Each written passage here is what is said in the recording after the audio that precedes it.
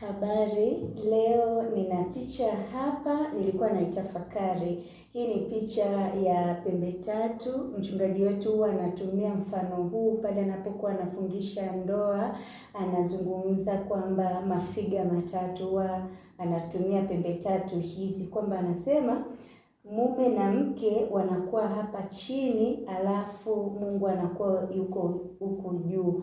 Huwa anasisitiza, anasema ili hawa watu wakae vizuri, ni kila mmoja apande huko juu, wakutane hapa kwa Mungu huko juu.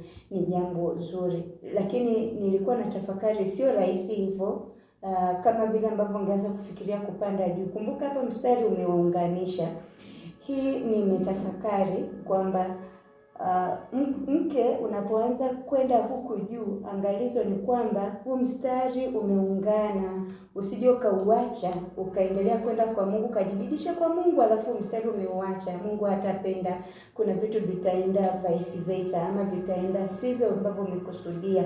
Lakini pia mume vile vile anapokuwa unapanda huku juu, ama anapokuwa anapanda huku juu, hakikisha kwamba hapa mstari umeunganisha.